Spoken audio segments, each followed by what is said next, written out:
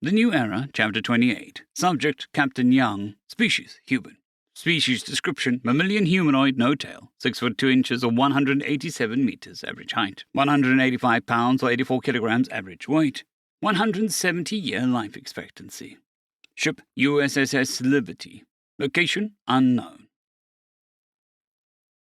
It's down, sir, Commander Ying said. Yet another cruiser destroyed. Didn't even put up a fight. Not that it could. We had warped into its blind spot and unloaded both Macs directly into its keel. Good work. Find another target, I replied. I couldn't help but feel a sense of melancholy. It felt like not that long ago we had been excited about our first chance to kill a battleship. Now we've been hitting the Omni-Union for a while now, and our kill count had risen to heights I hadn't even dared to dream of. But the only ships the OU have that actually stand a chance against us are these damn mobile prime platforms. The enemy cruisers and battleships have weaponry that could kill us, but they're so damn slow that if they were to actually get hit, it would be due to their own negligence.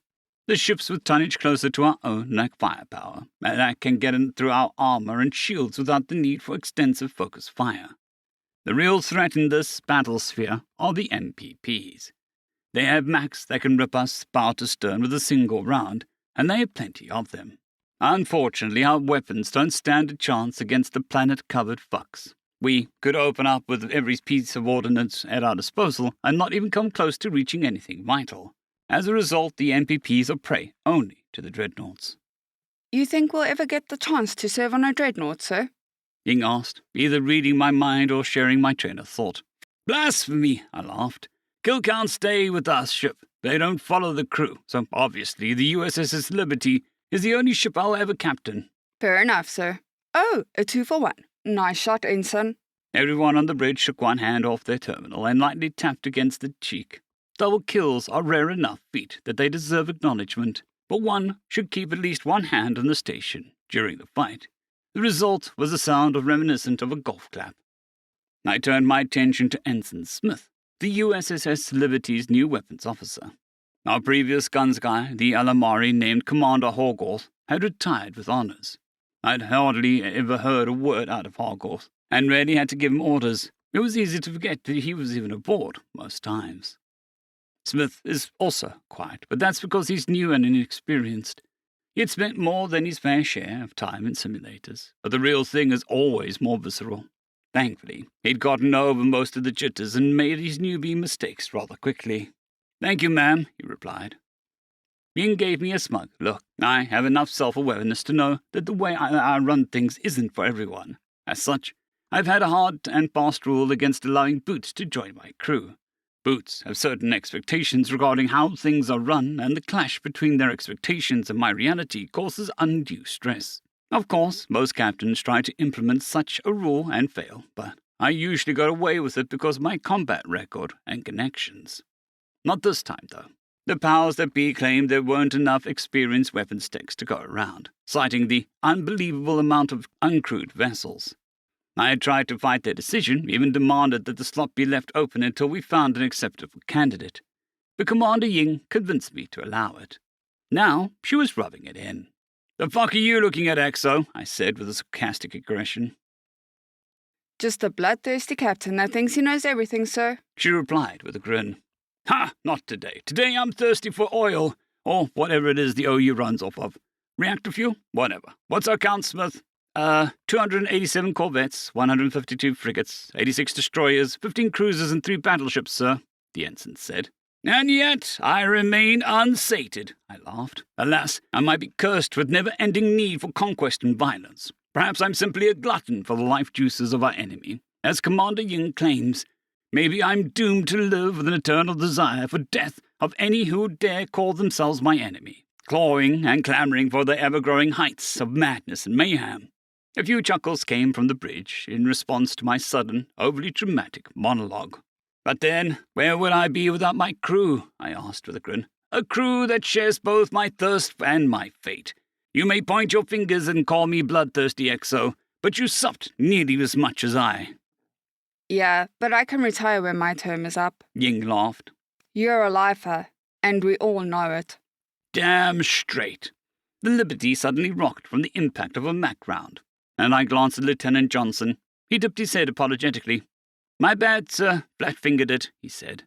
"Well, put your fingers on a diet, Lieutenant. You don't want to be the one responsible for the destruction of the deadliest destroyer in the universe, do you?" "Hell no, sir." I looked at our shield's indicator, noting that the round had likely come from a frigate. The overall TAC map had quickly turned into a damn mess, so I had it zoomed in around our immediate area. I zoomed out slightly and found the frigate had shot us, then marked it for Smith. "I expected things to be a bit more chaotic," I said. "A good portion of the enemy forces simply aren't engaging us." Well, it looks like Fleetcom is right, and they don't want to damage the, what was it again? Ying asked. "Grand vessel," Johnson replied. "Worthy of the name based on the size alone," I said. "Why hasn't it collapsed in on itself?" Scuttlebutt says they've cracked anti-gravity. Ying said. "When did you have time to listen to gossip?" When we were aboard the Carly.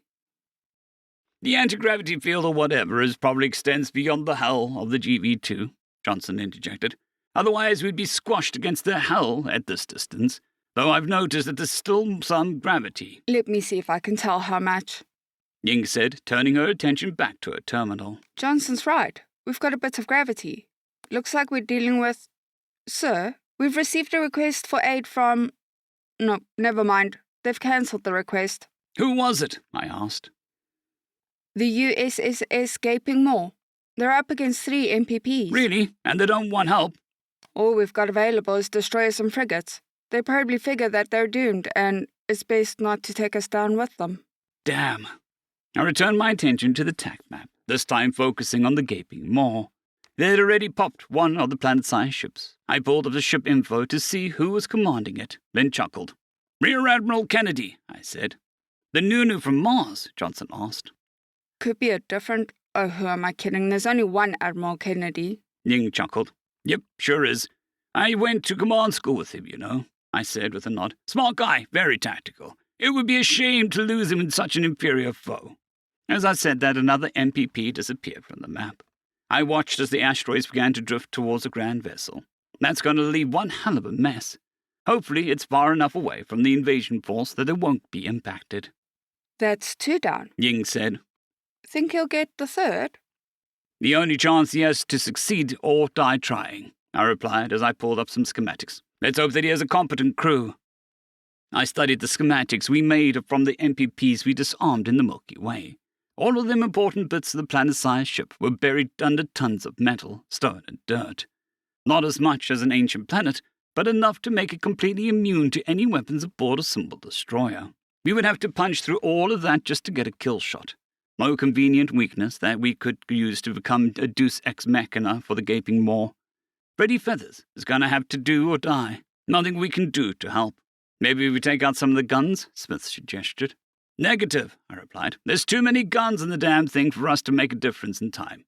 If the Gaping Maw fails to get a kill, we'd end up in a one-on-one with an enemy we can't beat." Even with the Alpha-class WMDs? "Yep, the only reason the powers that be cleared the usage is because they'll probably be useless. You really think they want us burning money like that?" No, sir.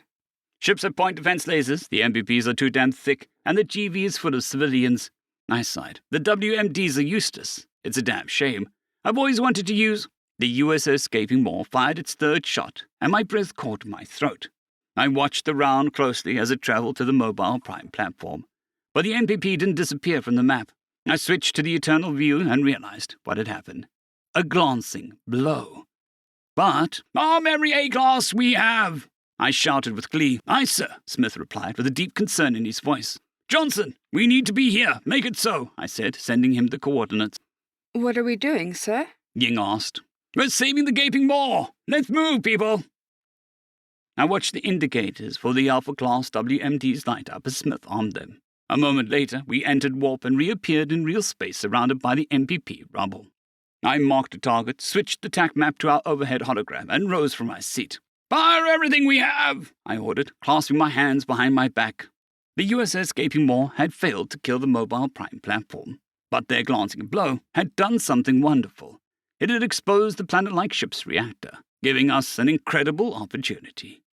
"Firing, aye, sir," Smith said. We all watched the TAC map as our missiles and MAC rounds made their way towards the mobile prime platform.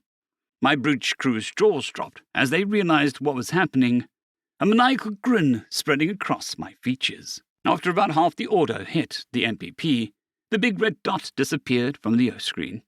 I reached down and switched to real view of the external cameras. Giant rocks with bits of metal floated serenely around us, along with several artificial singularities. "What's our count, Exo?" I asked through my grin.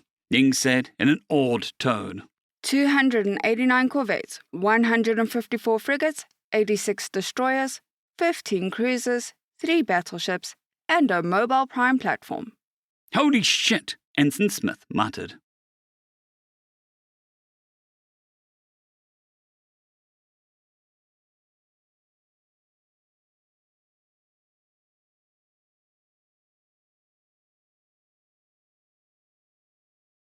I'd greatly like to thank our Tier 5 channel members, Caspar Arnholtz, John Creighton, Manatharia, 050, Dragzoon WRE, and Elijah Silvercross.